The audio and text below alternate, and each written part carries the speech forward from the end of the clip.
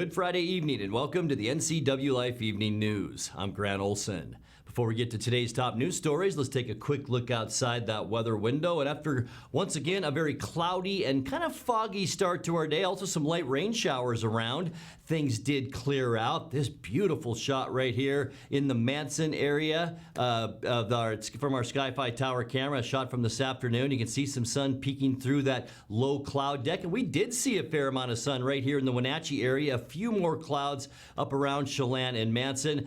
But we will see another storm system come our way. Temperatures will remain mild, but here's what we're looking at. Sunday will be our best day for the wet stuff. It will be in the morning, luckily for us. And with those warm temperatures, this is snow mostly with the blue areas, and it will stay to our north. Although you folks up in Winthrop in the Twisp area, you could wake up to maybe an inch or so of snow as you get into Sunday morning. And we will have much more about that weather system and our warm weather headed our way coming up a little bit later on.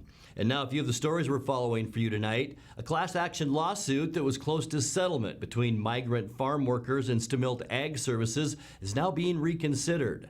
The city of Wenatchee will enter the coming year with a balanced budget. And as the Wenatchee School Board sets about reshaping itself for the second time in 2 years, Superintendent Paul Gordon has suggested yet another change might be worth exploring. We'll tell you about it. But first, we begin tonight. 3 juveniles in a stolen car led East Wenatchee police on a short, high-speed chase early Thursday morning. Sergeant Joe Hinkle said it started about 2 a.m. on Valley Mall Parkway when an officer spotted a vehicle that had been reported stolen in Wenatchee. The driver sped away from the officer, reaching speeds up to 60 miles per hour. The chase went on to Sunset Highway before the suspect turned onto 13th Street, where they eventually pulled over. Hinkle said the car belonged to a relative of one of the juveniles, and police are still sorting that out, as well as determining who was driving. Hinkle said at a minimum, charges against the driver are likely. While a class action lawsuit that was close to settlement between migrant farm workers and Stemilt Ag Services is now being reconsidered. Lawyers for 2 farm laborers who work for Stemilt under an H-2A contract say their clients weren't included in the proposed $200,000 settlement because notices of the lawsuit did not reach them by U.S. mail at their homes in Mexico. They say other workers may have also been unfairly left out of that lawsuit. Lawyers for both sides were due to settle the case in Chelan County Superior Court on November 8th. That hearing date has since been rescheduled. The case deals with unpaid back wages to more than 10,500 ag workers who picked and sorted fruit for Stemilt over a 3-year period. Motion by Councilmember Harold, second by Councilmember Markhart, to adopt ordinance 2019-39, adopting the final budget for the city of Wenatchee, Washington for the fiscal year ending December 31st, 2020. Any discussion? Hearing none. All those in favor say aye. Aye. Aye. Opposed? Motion carries. With that unanimous council vote, the city of Wenatchee will enter the coming year with a balanced budget. But there are signs of looming financial problems going forward. 2020 general fund revenues and expenses are both 6% higher than this year's budget. The council has approved spending $2 million in carryover funds to pay for one-time projects to improve service levels, complete projects, and create efficiencies. The 2020 budget, totaling over $107.4 million in spending, includes almost $37 million in capital projects such as Saddle Rock Trail restoration, North Wenatchee redevelopment, the new City Hall, Old City Hall remodel for lease, Confluence Parkway environmental studies, Skyline Reservoir transmission line, Old Station sanitary sewer, Ninth Street, Burlington Northern Santa Fe crossing, and several other projects. Budget writers report Wenatchee's economy has been strong the past several years, but is anticipated to plateau in the coming years. They say many economists project a mid-recession starting in about 2021, prompting concerns about possible belt tightening in the future. There were no comments submitted by the public at Thursday's final budget hearing. Well, as the Wenatchee School Board sets about reshaping itself for the second time in 2 years, Superintendent Paul Gordon has suggested yet another change might be worth exploring, electing board members by district instead of having all at-large seats. As Gordon bid farewell to Sunny Hemphill and Karina Vega Vila, who were defeated in last Tuesday's election, and discussed replacing Sarah Knox, who has resigned, he floated the districting idea. So just quickly, just making sure the board and the community knows a little bit about the process for Sarah's resignation. You know, tonight Sarah made the announcement. The board accepted it, so that started the process. Tomorrow, Diana and I will make the notification to the media and to our community through different outlets. All citizens are invited to nominate a candidate for this position, and again, all this information will be out in our community in different forms. The board will receive applications for this position. The board will screen those applications. Interviews will take place in an open meeting, and the board will appoint one of the candidates to serve until the next regularly scheduled board meeting or board elections, which is a little less than 2 years amount of time. But at the November 26th board meeting, the new board will discuss and finalize the timeline. But we will be putting that information out tomorrow regarding Sarah's position. So that will be coming, so look for that. The other thing that I want to put on the board's radar, it's been brought up to me by a couple board members, is the idea around districting our board members. So that's something that I really want the next board to start thinking about. What would that look like? This is an idea that would truly help recognize community members from the different locations throughout our amazing district. So again, that's something that we want to put on the radar of the next board as we begin doing this work together. Breaking elected positions into districts is something the Wenatchee City Council recently did with the goal of more diverse representation. The new board will discuss Gordon's idea at its November 26th meeting. Well, coming up next, in a low-key announcement yesterday, 4th District Representative, Republican Congressman, Dan Newhouse, announced his decision to run for another term in the U.S. House of Representatives. The hiking trails on Saddle Rock will be reopened November 27th as the first phase of the Saddle Rock remediation project is wrapping up. And Sergeant Jeff Middleton, who's been with the Chelan County Sheriff's Office for 35 years, is retiring. I'm Grant Olson, and you're watching the NCWLIFE Evening News.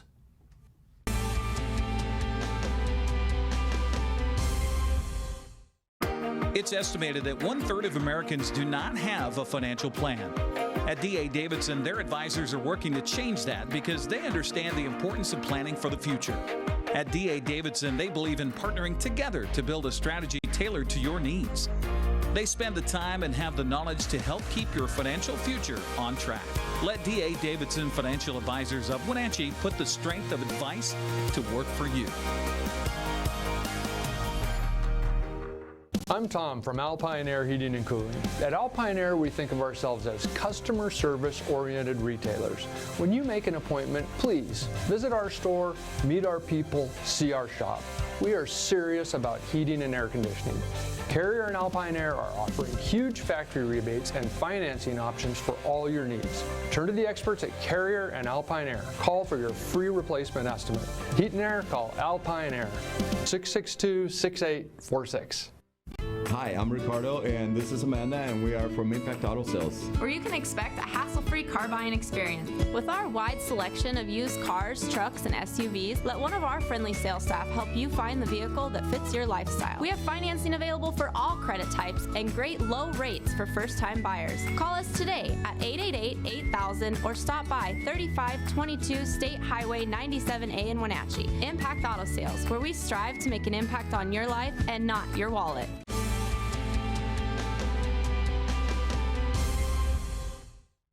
Welcome back. In another news, in a low-key announcement yesterday, 4th District Republican Congressman Dan Newhouse announced his decision to run for another term in the U.S. House of Representatives. In a conference call on Thursday, Newhouse said, quote, "My intention is to run for a 4th term in 2020, unquote.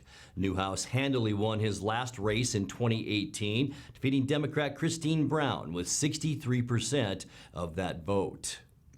Well, the hiking trails on Saddle Rock will be reopened on November 27th as the first phase of the Saddle Rock remediation project is wrapping up. Phase 1 included the removal of waste rock and hydro seeding on 4 areas. That was on the lower part of the mountain. The city urges hikers to avoid these areas. Final engineering of the Phase 2 project is anticipated to get underway soon, with construction occurring in late summer through the fall of 2020. That project will remove the waste rock on the upper areas of Saddle Rock and include trail work, planting of native vegetation, and possibly the installation of benches and interpretive displays along that trail. Both phases of the project are funded predominantly through State Department of Ecology grants. Well, Sergeant Jeff Middleton, who has been with the Chelan County Sheriff's Office for 35 years, is retiring.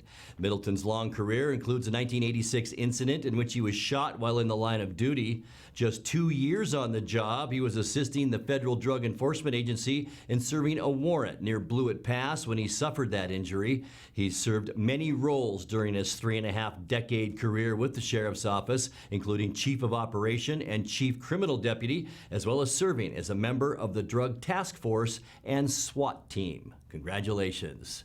You're watching the NCWLIFE Evening News. Coming up next, tonight's feature story and your complete local weather forecast. That and much more still to come on the NCWLIFE Evening News. Stay with us.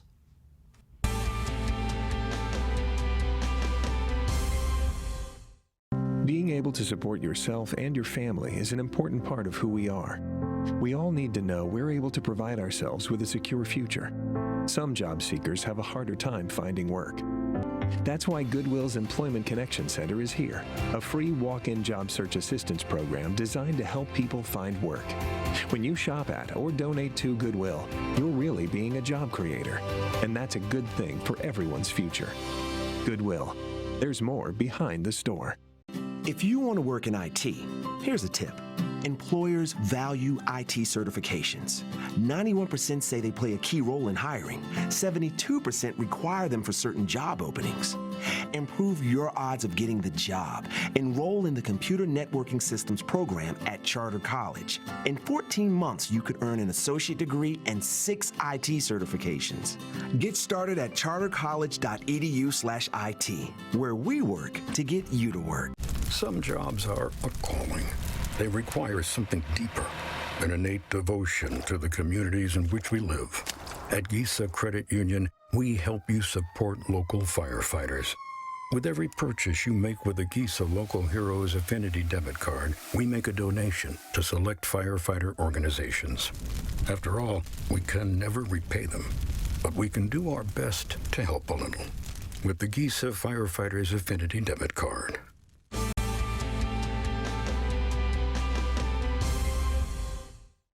Welcome back to the NCWLIFE Evening News. In tonight's features story, a state auditor's report found Wenatchee Valley narcotics detectives did not follow their own policies on cash handling and handled thousands of dollars in seized drug money. NCWLIFE's Jefferson Robbins has this report. The Columbia River Drug Task Force is the multi-agency narcotics team that investigates drug traffic in the Wenatchee Valley. On April 3rd, the team searched a home near Malaga, arresting 2 men on drug charges and rounding up an estimated 2¼ pounds of cocaine. At first, authorities thought they'd also seized $88,300 in illicit cash, but a later count put the amount at about $68,400. An outside investigation followed and found the money was simply miscounted the first time and there was no evidence of fraud. The auditor's report, issued Thursday, agreed there was no fraud, but says 2 task force officers did not formally document their first count of the money, as they were supposed to do under the team's guidelines. It was also unclear whether the cash bags were properly sealed once the money was counted at the scene. Finally, when one task force officer began counting the money a second time, he initially did so without a second person present. The county says since that time it's put new safeguards in place, including the purchase of a portable currency counting machine. The homeowner, Cesar Javier Mora Sr., is now serving a year in prison after pleading guilty to cocaine possession with intent and unlawful firearm possession. His partner, Jose Carmen Valadez, is in prison for a year and a half for acting as the cocaine dealer. The final count of the seized money? $68,462. Jefferson Robbins, NCW Life.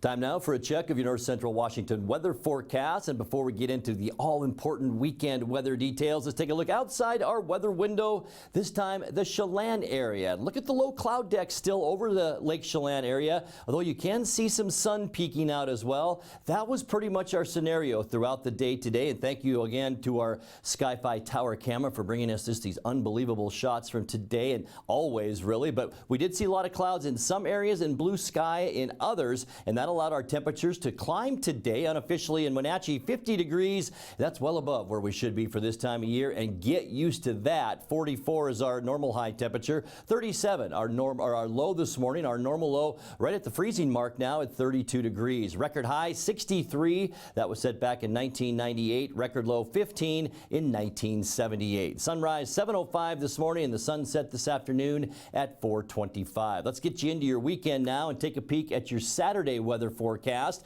Not a lot of change. In fact, temperatures just a tad warmer as we get into the upcoming weekend. Still a chance for those scattered showers. 48 Moses Lake, Ephrata, and Quincy will be near 50 for Wenatchee. 48 for Kashmir as well. 47 in Chelan, and a little cooler up north. Omak, you will see a high tomorrow of 44 degrees. Surface loop showing us that by tonight, partly cloudy skies. We'll see a light west breeze. There are dual areas of low pressure out in the Pacific. Really won't affect us all that much. Just throw us a little bit of cloudiness, as I mentioned, overnight tonight. As we get you into that Saturday and our weekend, mostly cloudy skies as a little bit of a frontal boundary moves through. And this is a warm front, folks, but it will bring a little bit of rain with it. A 20% chance for us here in the Wenatchee area. Most of the heavier rain up in western British Columbia. By the time we finish the weekend, though, this is Sunday morning. Late in the morning, a 40% chance for rain. But by the afternoon, mostly cloudy skies, and we may even be talking record high temperatures late in the day on Sunday. Still mild on Monday, too. Cloudy skies, though, with a 20% chance for scattered showers.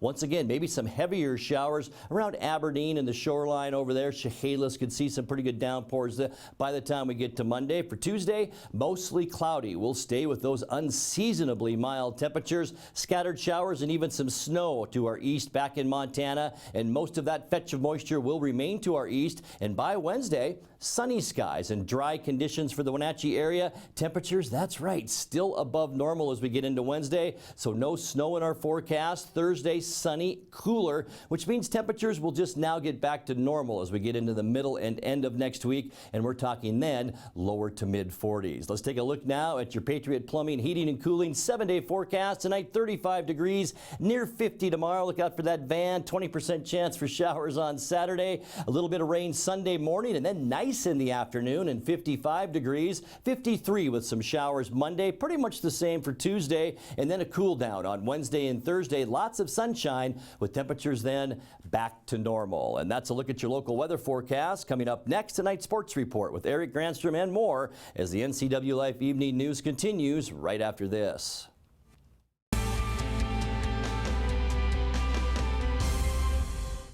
AC Checker has new owners who put customer service first. When you have to get there on time, call fast, friendly, reliable AC Checker, 663-TAXI. AC Checker has the industry's only on-time or it's free guarantee. Conditions apply. Call AC Checker, 663-TAXI to schedule your cab or schedule online at acchecker.com.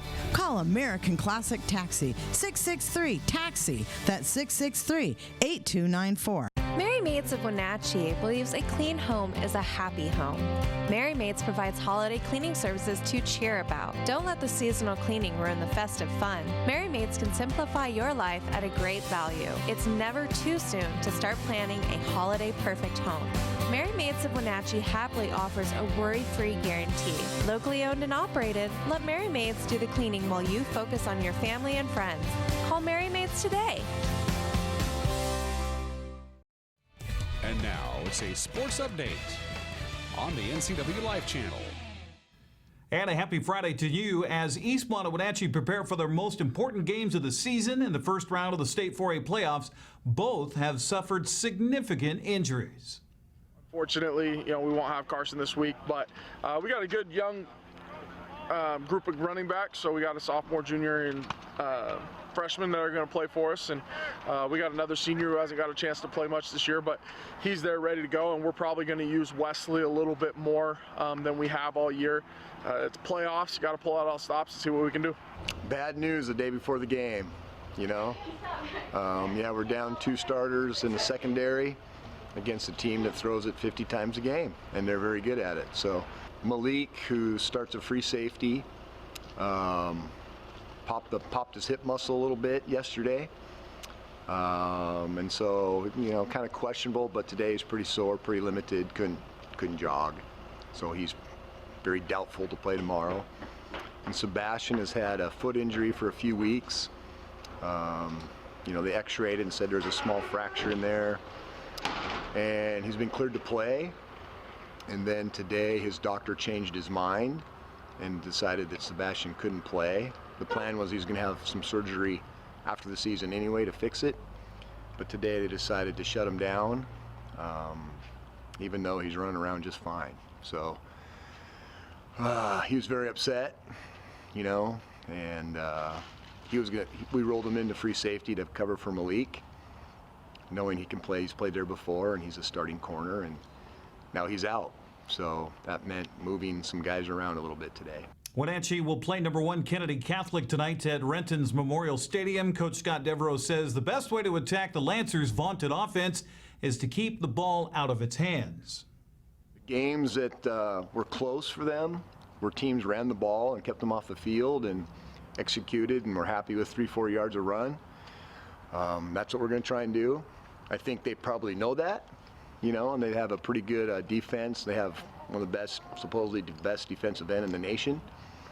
And what we noticed is if you run the ball inside, they move him inside. If you're moving the ball outside, he goes outside. So wherever he is, we're not going to be. That's the plan. Kennedy Catholic is 9-0 and have outscored opponents 50-15 on average this season. Panthers are 7-3 and have held opponents to an average of 17 points a game. They'll kick it off at Renton's Memorial Stadium tonight, 7 o'clock. I'll be there with the reports on our Facebook page presented by One Way Construction. Well, Eastmont will travel down Highway 97 today with a stop in Goldendale for practice and lunch before continuing to Camas tonight. They'll kick off with the Papermakers tomorrow afternoon at 2 o'clock. Eastmont coach Michael Don says Camas is seeded second because they're really big and really good. Big kids, all their linebackers weigh over 190 pounds. All their offensive linemen are over 260. Their smallest D lineman is like 5'10", 250. Everyone else is about 260 or bigger, and they've got some really talented kids. They've got some kids who can do some things. They got a couple kids out right now. They got the returning starting quarterback got hurt, but he was a junior. Now they got the senior kid who's been in the program. So they're big and physical up front, and they want to run the ball. They'll throw the ball if they have to. They'll throw the ball to make you honest, but they want to run the ball. Last year, and they're lost to Bothell by 1 in the opening round. They ran the ball 56 times, and so if it's working, they're willing to do it, and they're willing to just smash out a game. And I know they've been banged up, but from what I've heard is, part of the reason they were given a 2 seed is because the coach said they got guys coming back, and they're getting healthier right now. And so we're expecting their best effort.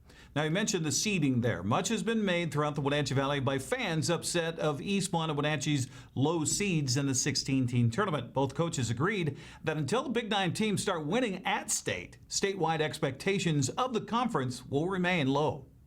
Until people from our league step out and play better teams non-league and win, I think that's what we should expect to be, is pretty low on that seeding list. We've stepped out and played Mount Si, played them tough, but ultimately lost that game, and then we lost to a Walla Walla team that was 500. And Eastmont needs to step out and play some 4A schools, instead of 2A schools and compete with them. And we can do that, then we'll get some love. But until that happens, that's where we're going to be. Sometimes I don't think people understand how hard it is to get people to want to come play here or to travel to play us. We're in the middle of nowhere. Not a lot of schools will allow their teams to even travel that far. And so for us to find schools is not easy. We've been working hard already to try to remedy that and play some more competitive teams. We've got some good non-league set up for next year, but it's not always. I think sometimes they think everybody's got a giant budget and everybody can just travel and play whoever they want, whenever they want. But that's not the case when you live in the middle of nowhere. It's difficult.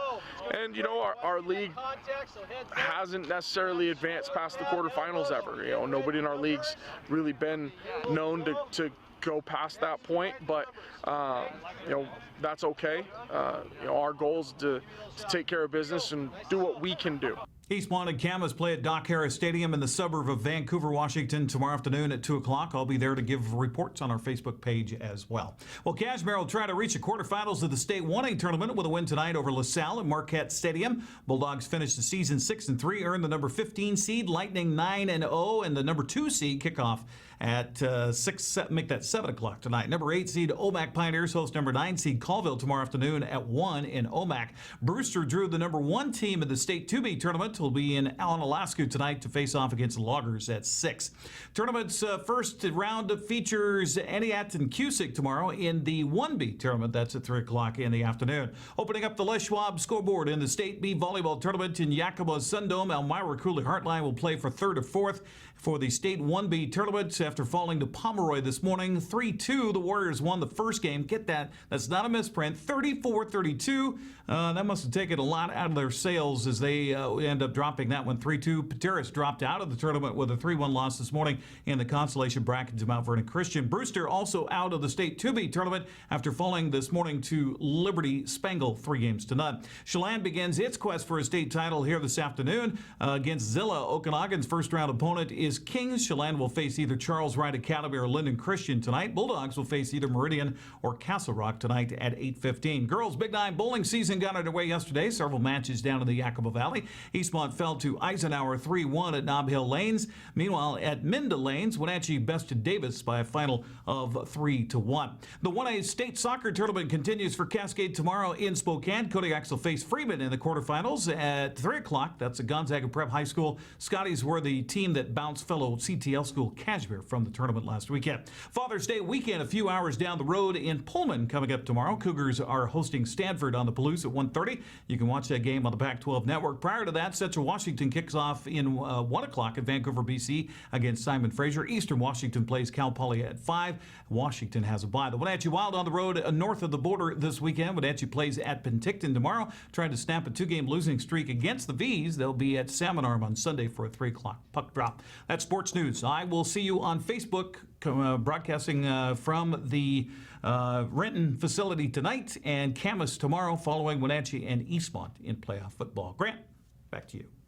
Thank you, Eric. We'll be watching. And now let's check in with Dan Kuntz for a look at what's coming up Monday morning on Wake Up Wenatchee Valley. Dan? Thank you, Grant. I hope everybody has a great weekend. We invite you to start next week, Monday morning, right here at 7 o'clock live from this very studio for Wake Up Wenatchee Valley. We'll have everything you're used to, including that all-important weather forecast and lots of highlights from Wenatchee football tonight and Eastmont football on Saturday. The small schools will be crowning their volleyball champions over the weekend, so look for a jam-packed sports report, plus news, the obscure holiday. We'll have some celebrity birthdays. We'll have Today in History, a new opinion from Mike McNaughty, and a whole bunch more. Have a great weekend. We'll see you back here Monday morning at 7 a.m. on Wake Up Wenatchee Valley. Grant, back to you. Thank you, Dan. And that's going to do it for our newscast tonight. For more on these stories and other news from around North Central Washington, you can find us on Facebook or our website at ncwlife.com. And remember, if you see news happening, we'd like to hear from you. You can send us an email at news@ncwlife.com or give us a call at 888-6295. I'm Grant Olson. Thanks for joining us. Have a great weekend.